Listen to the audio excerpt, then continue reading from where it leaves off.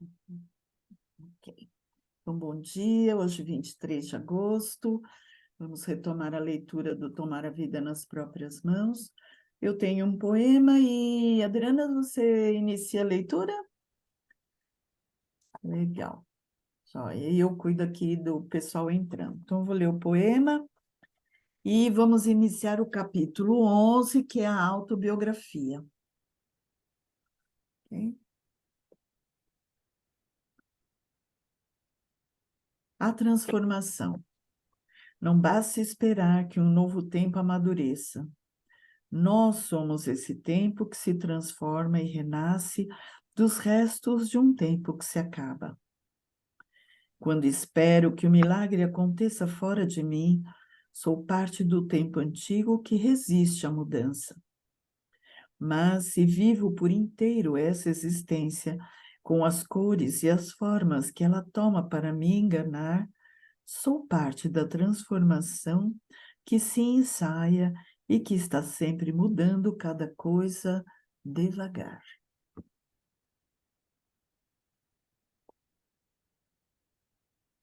Bom dia, eu vou iniciar então o capítulo 11, autobiografia. A edição 7, nós estamos na página 196. Nasci em 14 de dezembro de 1929 em São Paulo. Meus pais vieram da Alemanha. Meu pai, nascido em Berlim, após a Primeira Guerra Mundial, tornou-se vegetariano. Enjoou da carne por ver tantos soldados mortos ao seu redor no campo de batalha. De início, queria estudar arquitetura, mas no pós-guerra decidiu-se a estudar fisioterapia. Naquela época, estava muito em voga a cura pelos banhos, compressas e alimentação sadia. Em 1920, ele teve a oportunidade de sair de Berlim e vir para o Brasil, São Paulo, empregando-se num instituto de fisioterapia até fundar o seu próprio instituto em 1930, o Instituto VECA.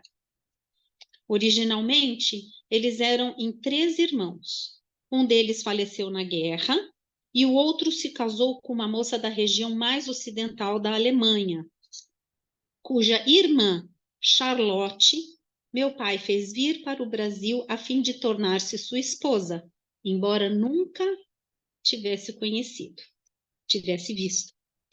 Casaram-se e logo ela engravidou. Meu pai estava certo de que iria nascer um menino, Pedro, nome obtido por pêndulo, mas nasceu uma menina, e então o pêndulo indicou o nome Gudrun. Minha avó paterna também veio de Berlim para morar conosco. Os primeiros 8 meses nós passamos à beira da represa de Guarapiranga, naquela época rodeada de mata, com pouquíssimas casas e onde a família tomava banho nua. O casamento de meu pai com minha mãe durou apenas 1 ano e minha mãe voltou para a Alemanha. Bem mais tarde, ela veio instalar-se no Rio de Janeiro.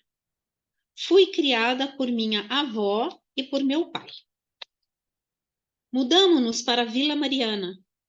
Eu brincava na areia, andava nua pelo jardim e nos 6 primeiros anos só falava alemão. Aos domingos, o meu pai me levava para longas caminhadas até o Museu do Ipiranga. Atravessávamos um vale onde havia uma fábrica de tijolos da Klabin. E lá eu ficava muito entretida com os carrinhos automáticos que levavam o barro para a olaria.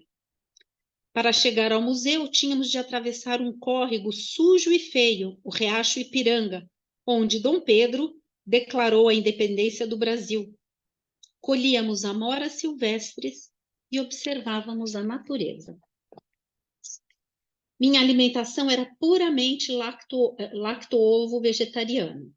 Meu pai nunca me vacinou e as febres das doenças como sarampo e cachumba foram superadas com suadouros e alimentação leve.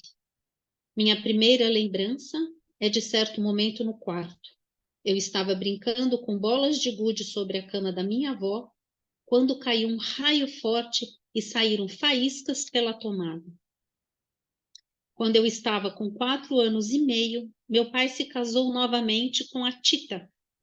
Porém, minha avó não entregou sua neta, permanecendo como minha mãe até o fim da sua vida. Nos arredores da nossa casa havia muitos terrenos vazios, onde pastavam vacas. Havia muitos lagartos e às vezes as cobras nos davam grandes sustos em mim e em minha avó. Minha madrasta teve uma jaguatirica e mais tarde alguns saguis. Ela era uma pessoa exótica, vestia-se de maneira diferente e dava alimentos aos pobres da vizinhança. Sempre tivemos uma empregada e, pelo que me lembro, todas falavam alemão. Uma fada madrinha apareceu por volta dos meus 5 anos. Ela era prima da minha madrasta e trouxe consigo contos de fadas, canções e, mais tarde, apresentou a antroposofia à minha madrasta e a meu pai. Meus pais participavam de uma seita persa, Mazdasnã, e me lembro dos belos cantos de domingo, de sua adoração ao sol e dos exercícios respiratórios. Eles eram vegetarianos também. Ao final do primeiro setênio, com 6 anos, eu deveria ir para a escola. Fui matriculada numa escola alemã, que mais tarde se chamou Benjamin Constant. Mas, como no pátio da escola não havia nenhuma árvore, neguei-me a frequentá-la, o que foi respeitado por meu pai. Escolhemos então outra escola com muitas árvores e um grande pomar, não longe de casa, o Colégio Madre Cabrini. Mas e agora? Eu não falava uma palavra sequer de português. Às pressas, foi chamada uma professora com quem aprendi a língua. Porém, outras dificuldades surgiram. Eu não era batizada e tratava-se de um colégio de freiras católicas. Era um semi-internato e eu não comia carne. Portanto, tive de levar marmita e, naturalmente, usar o uniforme do colégio, que era bastante quente e desagradável. Todas as meninas do colégio queriam experimentar a minha comida. Eu colecionava os santinhos, mas não participava da missa. Com os santinhos, pedras, plantas e velas, fazia o meu próprio altar em casa, no quarto que compartilhava com a minha avó. As freiras insistiram para que eu fosse batizada, mas como a minha avó doava joias de ouro e prata, eu me mantinha no colégio, mesmo sem o batismo. Minha grande amiga era a Madre Francisca, que era a lavadeira e falava um pouco de alemão. Passei o primário naquele colégio, sem, no entanto, preservar muitas recordações. Aos 9 anos, porém, quando ia para a aula de natação na Rua Vergueiro, fui atropelada por uma jardineira da polícia. Recordo-me do rosto redondo e escuro do motorista, debruçado sobre mim, e do esforço que eu fiz na ambulância para dar o telefone do meu pai, quase não conseguindo falar, pois houvera um colapso no pulmão devido às 14 costelas e clavícula quebradas. No pronto-socorro disseram que não adiantaria internar-me, pois eu ia morrer mesmo. Meu pai, com a ajuda de 2 amigos médicos, conseguiu minha internação no Hospital Oswaldo Cruz, onde eu fiquei por 3 semanas, saindo totalmente recuperado. A partir do segundo setênio, um outro desafio me foi imposto. Minha mãe havia retornado da Alemanha e decidira morar no Rio. A cada ano eu tinha de ir visitá-la. Geralmente, meu pai me punha em São Paulo, no trem da Central do Brasil, e minha mãe me buscava na estação ferroviária do Rio.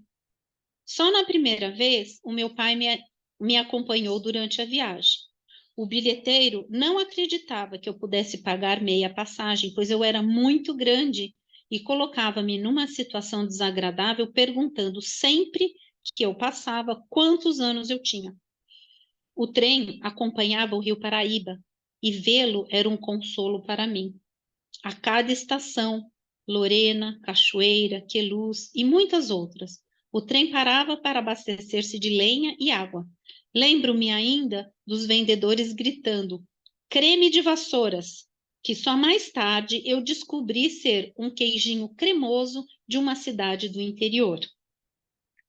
Na primeira viagem, quando fui acompanhada por meu pai, ganhei um gato de minha mãe, o qual pusemos num cesto, mas é claro que o gato sujou. E como era um trem-leito, não tivemos a menor dúvida em jogar o lençol janela fora. Eu detestava tais viagens ao Rio, pois minha mãe era uma estranha para mim.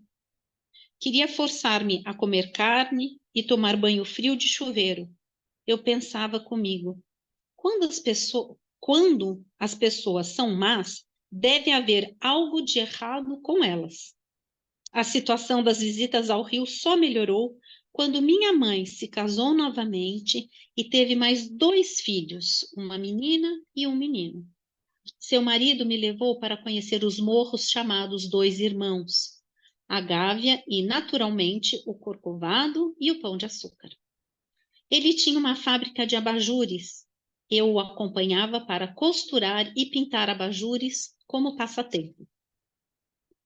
Após o 3º parto, minha mãe adoeceu e passou a ficar longas temporadas internadas no hospital psiquiátrico, primeiro particular e depois público. Aí as visitas se tornaram mais penosas, até que eu as abandonei. Aos 10 anos, eu quis mudar de escola. Saí do Madre Cabrini e fui para o Visconde de Porto Seguro, o antigo colégio alemão, que se chamava Olinda. Já era época de guerra, e então o ensino do alemão foi proibido na escola. No ginásio decidi participar do culto evangélico, querendo ser confirmada, entre aspas, como minhas colegas. Porém, meu pai não deixou, sempre argumentando que eu deveria escolher a minha religião mais tarde. Aos meus 12 anos, morreu minha querida avózinha, que me mimava e me protegia bastante como uma filha única. Colocada no caixão, meu pai quis que eu pusesse uma rosa entre as mãos dela. Isso me marcou muito e mais tarde, como médica, eu sempre evitei ter de preparar o defunto de meus pacientes falecidos. Com a morte da minha avó, saí de férias para uma colônia finlandesa perto de Resende, onde na estação avistei o meu futuro marido pela primeira vez, de longe. Voltando para casa, fui recebida em meu novo quarto, que já era para uma mocinha. O antigo quarto de minha avó, porém reformado. Minha madrasta não conseguiu mais assumir as rédeas da minha educação, porém agradeço a ela o sentido estético e as boas maneiras. Comecei a ficar bastante fora de casa. De manhã ia ao colégio, caminho longo da Vila Mariana até a Praça Roosevelt, e à tarde frequentava o Clube de Esportes Pinheiro, tendo me tornado sócia militante, treinando saltos ornamentais e natação. Minhas colegas, ótimas nadadoras dos anos de 43 até 48, me incentivaram muito. Tínhamos um mestre japonês, um verdadeiro guru, o Sato, que pregava fusão de corpo, água e alma. E lá íamos nós, nadando, mergulhando, horas a fio, e muitas vezes ainda indo e voltando de bicicleta da Vila Mariana ao Jardim Europa. Nas férias, ficávamos o dia inteiro no clube, ainda atravessando o Rio Pinheiros a pé, sobre as pedras, até a muralha do Jockey Club, para assistir às corridas. Eu, que era tímida, consegui fazer amizades, tinha muito bons colegas, mas nunca cheguei a namorar, até que conheci um chileno no Campeonato Sul-Americano de Natação. Escrevemos longas e lindas cartas um ao outro. Já aos 12 anos, eu sabia que queria estudar medicina. Muitas vezes acompanhava meu pai à Rua Marconi, onde ele tinha o seu Instituto Veca, e almoçávamos juntos na Associação da Reforma Alimentar, ARA, onde eram servidas refeições vegetarianas orientadas por ele, na rua 7 de Abril. Saía do colégio, almoçava com meu pai e, quando não ia ao clube, ia estudar com uma colega. Nesse setênio, ainda me marcou muito a morte de uma colega, pela qual eu nutria um amor platônico.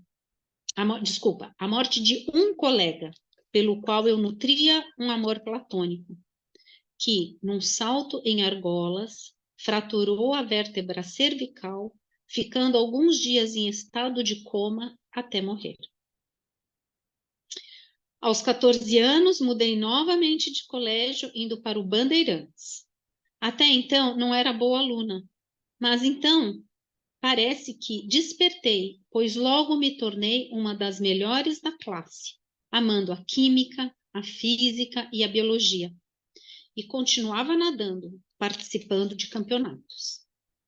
Aos 17 anos, no terceiro ano do curso científico, antiga modalidade de segundo grau, tive de parar bruscamente para fazer o cursinho à tarde, e assim acabei engordando mais de 10 quilos.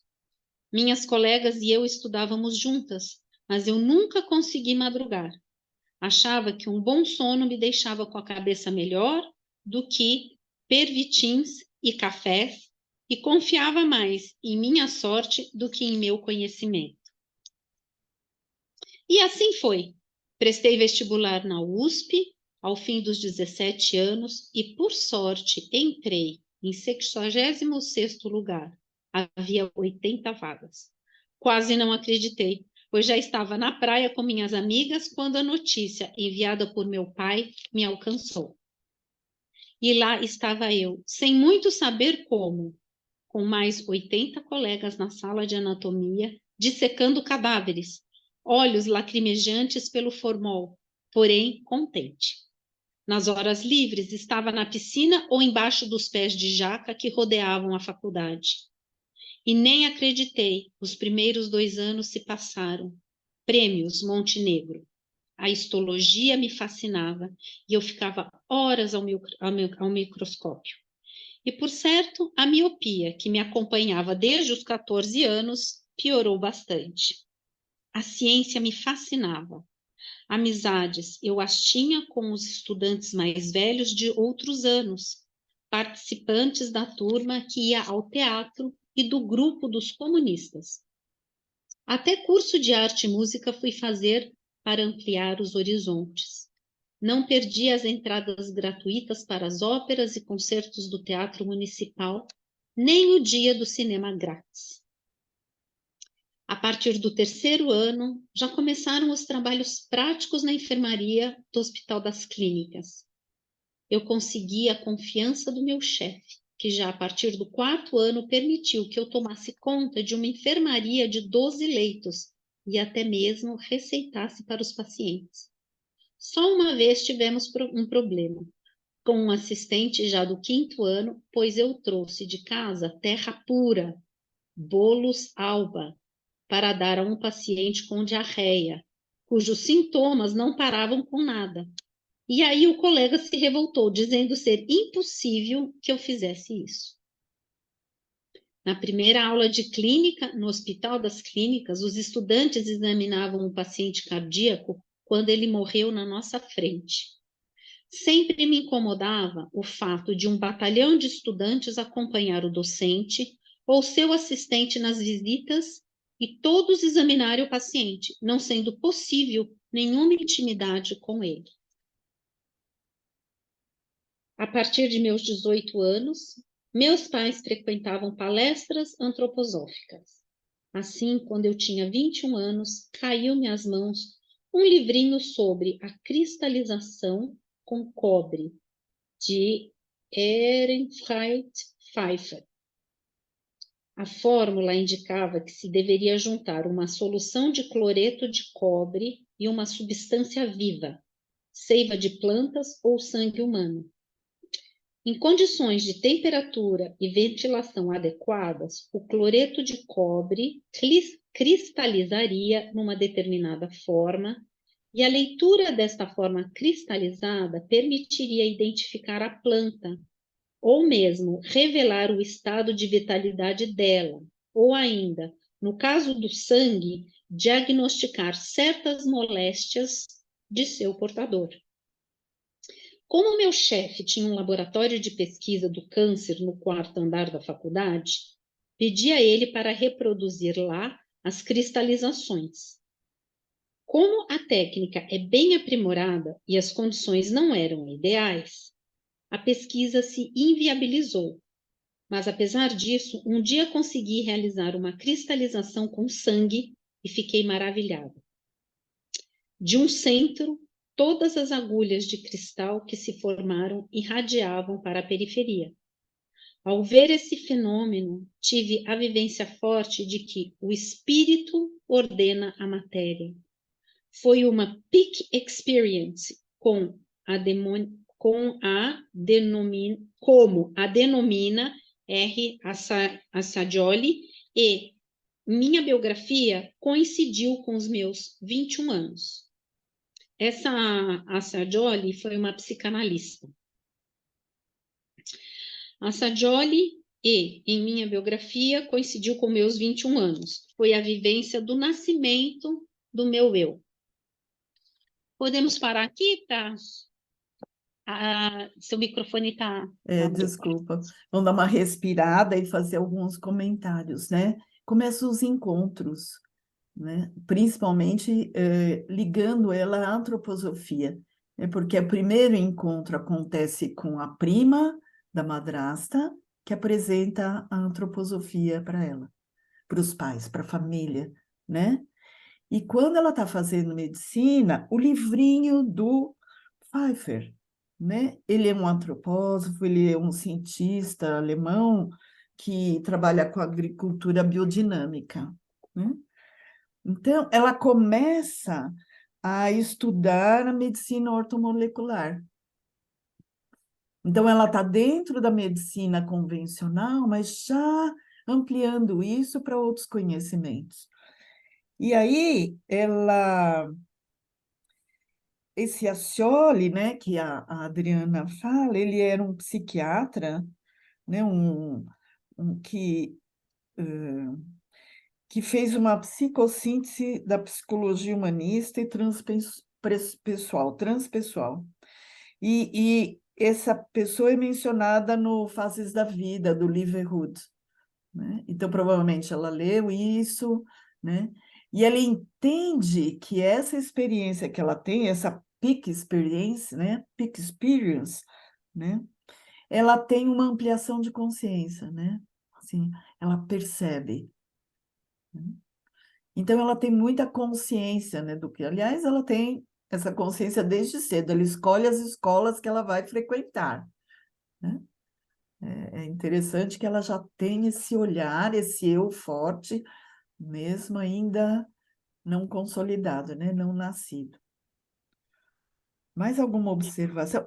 E aos Em 12 uma anos, época desculpa, só que... completar e você É, fala, Rosana. uhum. Aos 12 anos, ela já sabe que quer fazer medicina. Então, 12 anos é o ritmo de Júpiter, né? O ritmo que ascende para a profissão, né?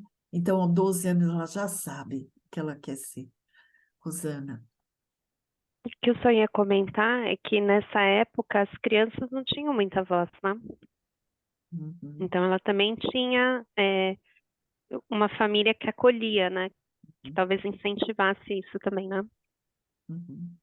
Dava autonomia para ela, né? E essa avó, né? Quem foi essa avó que trouxe esse calor humano e essa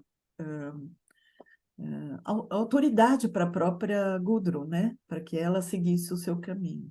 Bem E interessante. nessa época também, aos 12 anos, ela perde a avó, né? Perde a voz, exato. Então Quer que eu são muitas, continue? os marcos, né? São Isso. muito assim, são muito pontuais na biografia dela. É. Obviamente que quando ela escreveu isso, ela já tinha feito um caminho, por isso que ela também já faz essas associações, né, com essas fases da vida. Uhum. E é interessante a gente ler essa biografia e tomar, assim, perceber o que eu busco na minha biografia, né? Que essência é essa, né? Qual é a informação que eu trago mais importante e vou fazendo essas conexões, né? Para onde que eu fui, onde que eu mudei, quem me influenciou, né? Que encontros eu tive que me fizeram seguir um caminho ou outro, ou deixar de seguir um caminho ou outro. Por isso, revisitar a biografia constantemente, né? Constantemente. De tempos em tempos, porque a gente muda, amadurece, né? Às vezes é bom fazer isso depois de um setênio, depois de, né, 10 anos, e olhar de novo para trás. Eu vou fazer novos ganchos, vou perceber outras coisas. Você continua ou eu continuo, Adriana? Posso continuar. Então, vai lá. Quando completei 21 anos, eu quis comemorar a maioridade fazendo uma viagem a Buenos Aires de navio, sozinha. Felizmente, minha ingenuidade me protegia de muitas coisas. Eu era como uma grande criança ainda pouco amadurecida. Isso me protegeu também durante os anos de faculdade, quando eu frequentava à noite cursos de arte, concertos e óperas no Teatro Municipal. E muitas vezes voltava bem tarde para casa. Minha altura, 1,80 m, impunha respeito, embora eu também estivesse sujeita a gracejos, tais como ser chamado de poste da Light ou ser perguntada se aí em cima está frio, etc. Aos 22 anos, eu me interessava cada vez mais pela antroposofia.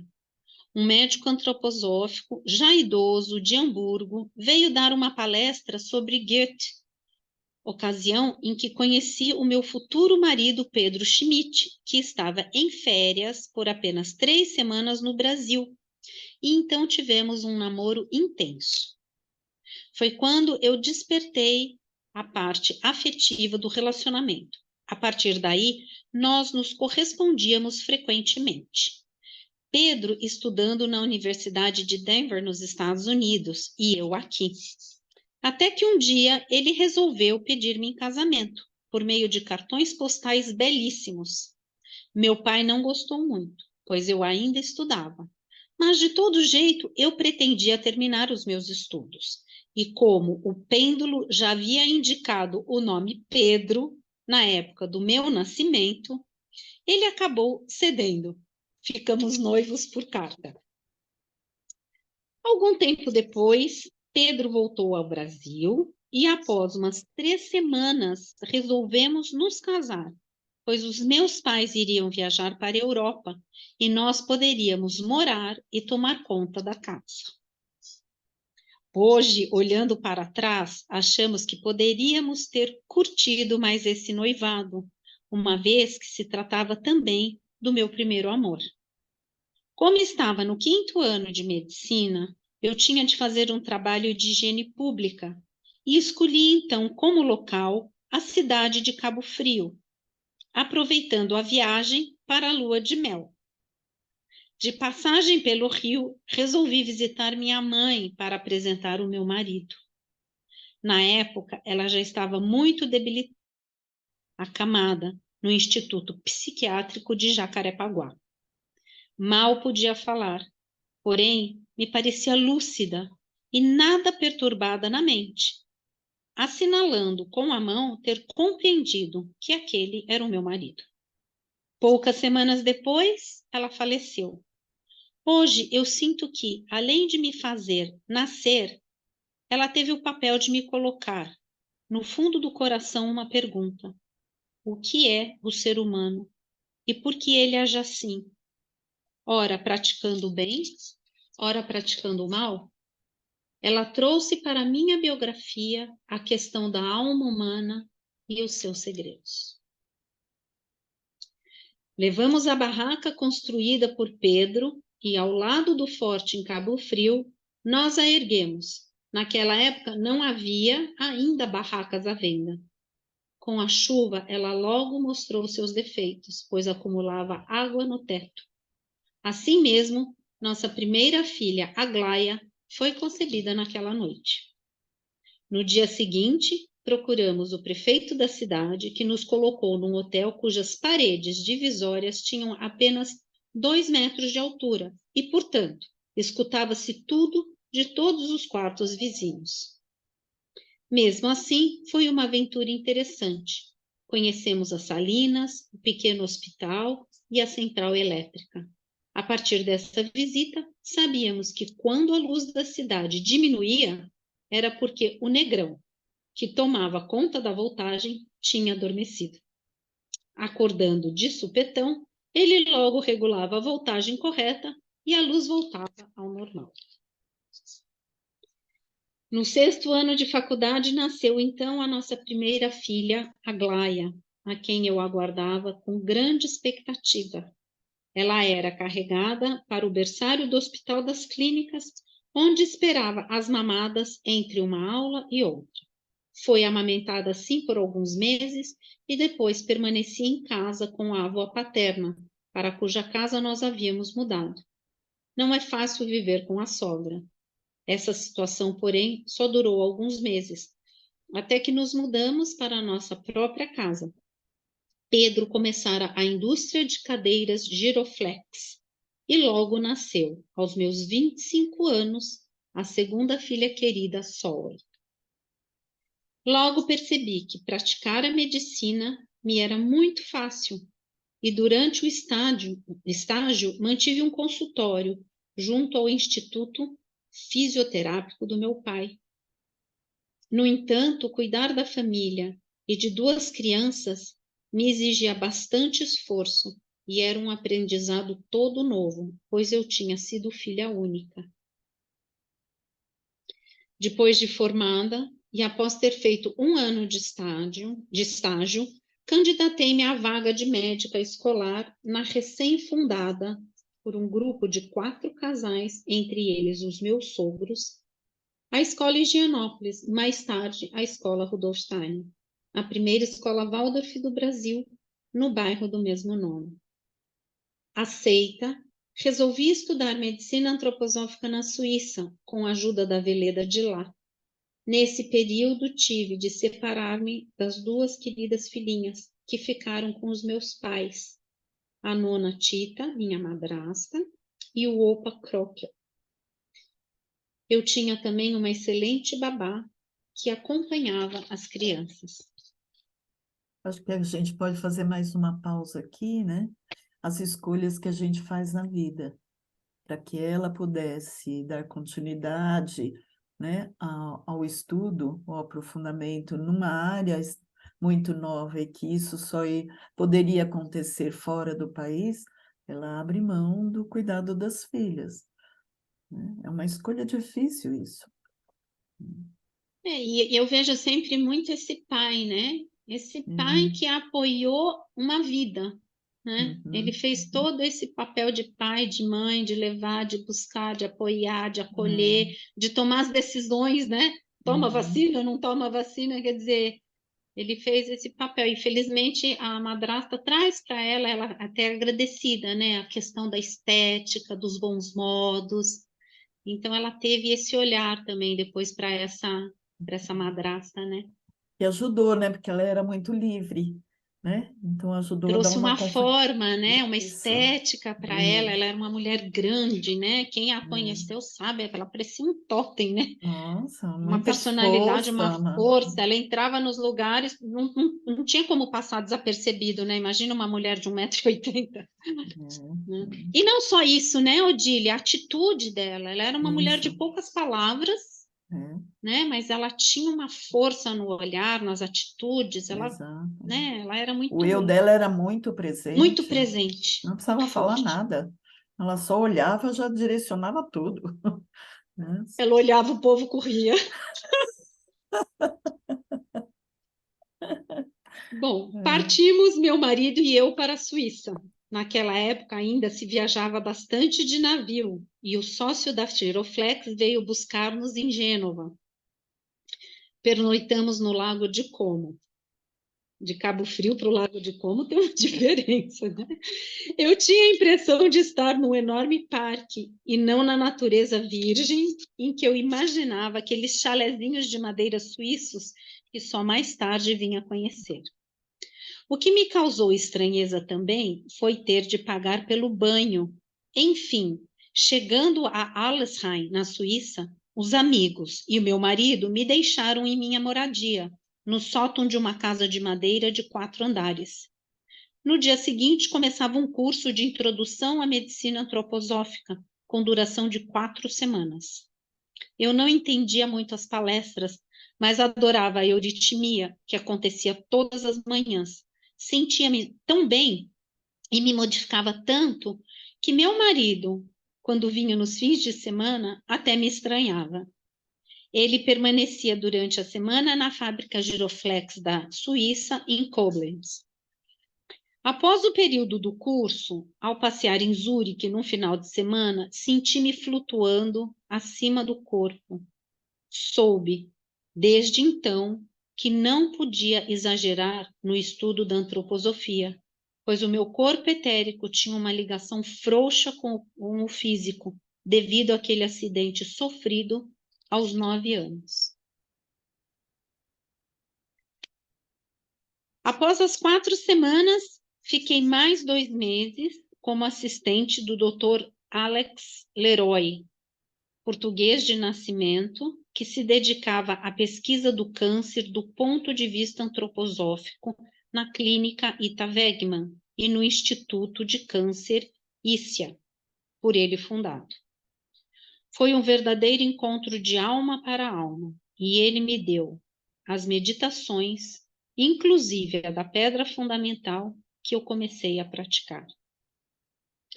Então, aqui ela entra, desculpa, aqui ela entra na fase mais esotérica, né? Então, ela conhece a antroposofia como filosofia, né?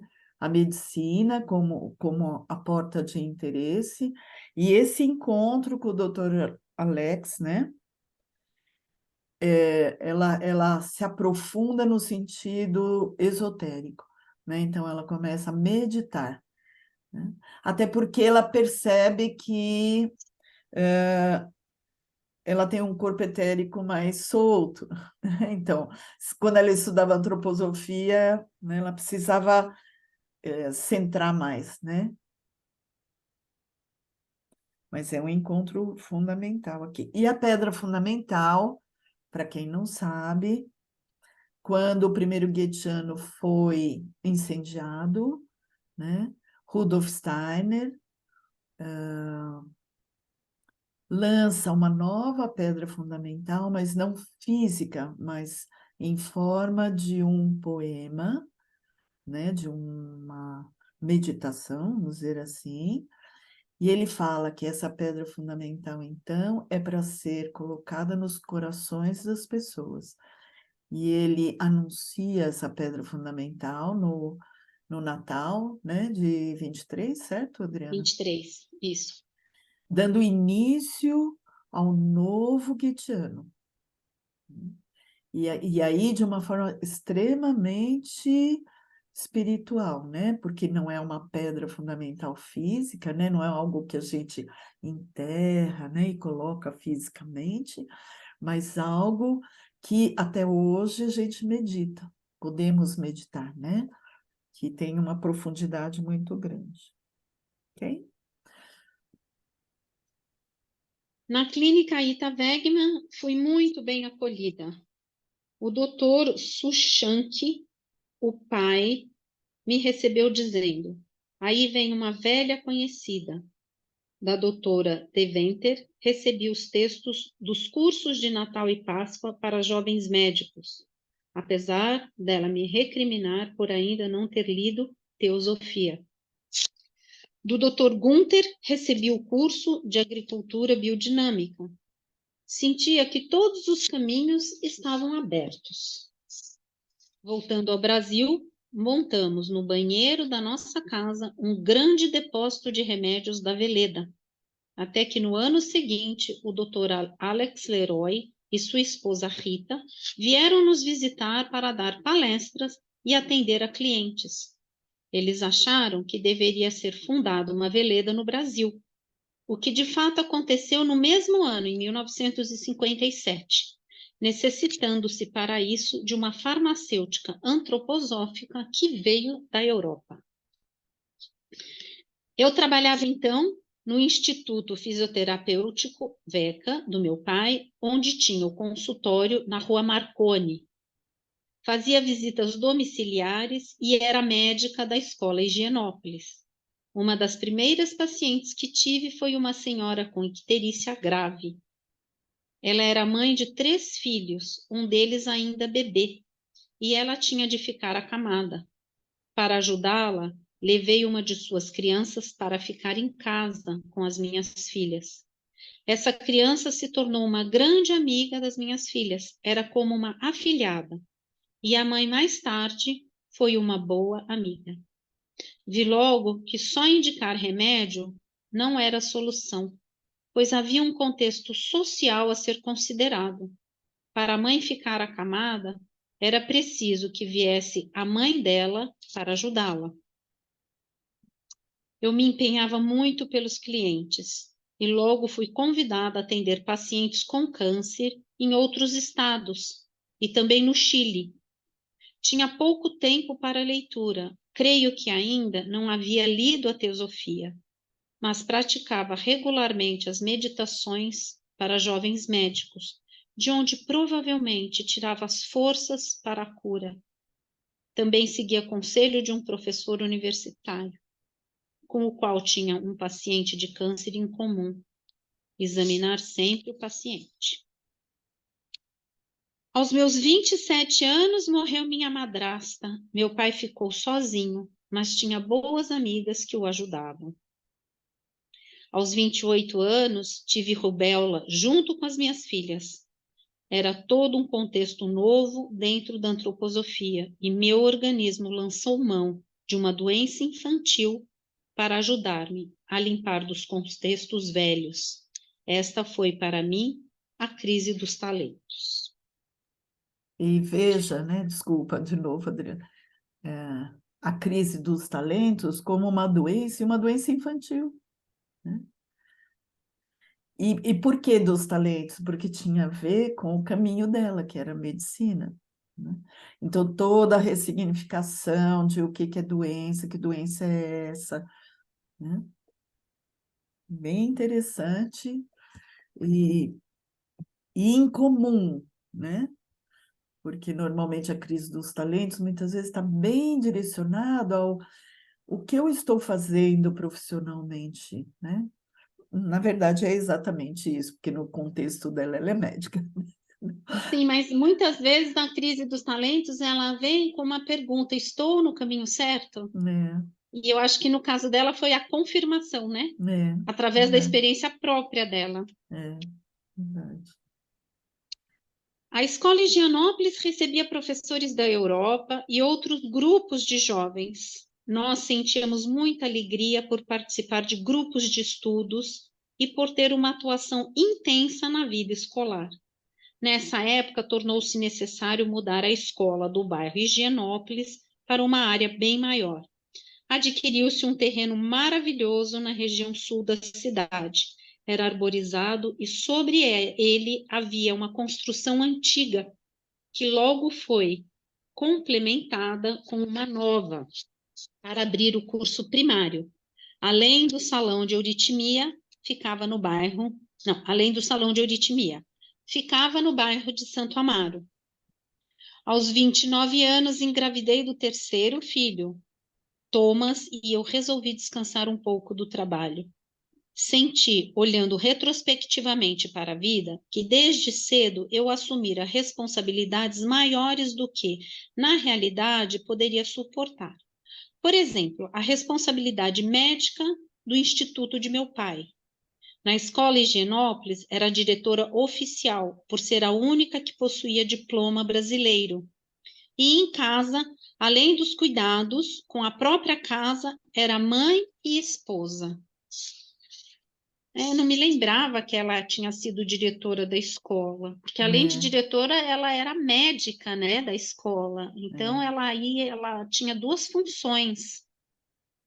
E mais, tinha uma função maior, né, que eu esqueci de comentar. Quando ela volta da Europa, ela volta com todos os impulsos da antroposofia, não só a medicina, né? A farmácia, né? A O agricultura. laboratório, a agricultura, ela tem um contato com pessoas que vêm para cá, né? Eu imagino que ela fortalece e amplia a escola, Waldorf, então ela está na ponta, ela é considerada a pessoa que traz a antroposofia para o Brasil. Ela é uma das pioneiras nisso. Efetivamente com ação, né? Ela Porque anteriormente esses casais que fundaram a escola, que eram os casais alemães, que conseguiam se reunir para estudar antroposofia, isso ainda era feito num âmbito assim mais fechadinho, né? Não era algo. Então, eu acho que é através da escola que o impulso começa genuinamente, né? Uhum. É interessante. Vamos lá mais um pouquinho. Então, nós fugimos das responsabilidades e fizemos uma linda viagem à Itália, com uma curta passagem pela Suíça, onde acabei fazendo uma substituição de férias de uma médica assistência do Dr. Leroy.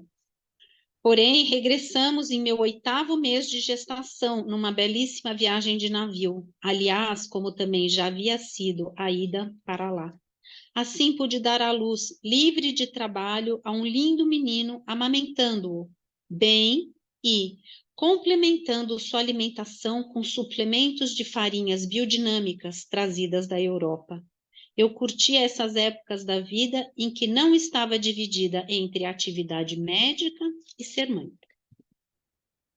Pouco depois, meu pai adoeceu de câncer de tireoide, o que levou à perplexidade. Como eu, que sempre me cuidei por meio de uma alimentação e uma vida sadias, posso estar com câncer? Esse fato abalou profundamente a sua crença no naturismo. E ainda por cima, esqueceram pano de gás em sua ferida, que supurou intensamente. Para mim, a única solução que havia era ele ir para a clínica Ita Wegman e de comum acordo eu iria para lá logo que houvesse necessidade. Foi de fato o que aconteceu. 2 semanas antes de sua morte, eu pude ir à Suíça e acompanhá-lo na fase final, embora ele já estivesse numa clínica otorrinolaringológica em Basileia, pois estava traqueostomizado. Nos intervalos, eu passeava às margens do rio Reno e, finalmente, na quinta-feira santa, depois de um dia de agonia, o meu pai faleceu. Logo depois da cremação de seu corpo, eu voltei a São Paulo. Interessante, né, essa quinta-feira santa? Uhum. De volta à escola Higienópolis, faziam-se sentir diferentes opiniões entre o grupo fundador e os novos professores recém-chegados. Acabei sendo envolvida, pois estava na posição de diretora e alguns queriam usar-me para alcançar os seus objetivos. Deixei-me envolver, pois era uma época em que eu sentia uma exagerada autoconfiança. Sentia-me bonita, atraente e muitos se apaixonaram por mim. Um dia, porém, repentinamente, no pátio da escola, tive uma luz. Se as pessoas se apaixonaram por você, você está irradiando uma força que leva a isso. E a partir do momento em que percebi a minha responsabilidade nisso, melhorei muito neste aspecto. Eu estava com 31 anos quando a escola recebeu também a visita do Dr. Helmut von Kügelgen. Para mim, essa visita foi muito significativa. Tivemos um encontro bastante profundo que me ajudou a ver as intrigas que haviam nos grupos da escola. Fizemos um trabalho médico-pedagógico juntos, em Buenos Aires, onde conheci Ana Lausen, que se tornou uma grande amiga. Minha vida meditativa, da qual eu me ocupava com exercícios colaterais e as meditações para médicos dos cursos da Páscoa e do Natal de Rudolf Steiner, foi ampliada para uma dimensão mais crística, graças a Helmut, que apresentou a mim e ao meu marido outras meditações. A responsabilidade na vida meditativa cresceu. Vamos dar uma paradinha aqui, eu acho que vale a pena e a gente comentar isso, né? De novo, um encontro com uma pessoa, né? Que apresenta outra, né? E que amplia de novo esse olhar mais esotérico da antroposofia, né? Cuidando, né? Apresentando mais fortemente as meditações, né? Os exercícios colaterais são os exercícios que estão no conhecimento dos mundos superiores, né? E que tem livrinhos próprios, né? Que é o controle do pensar, do sentir, do querer, controle da vontade, da equanimidade, né?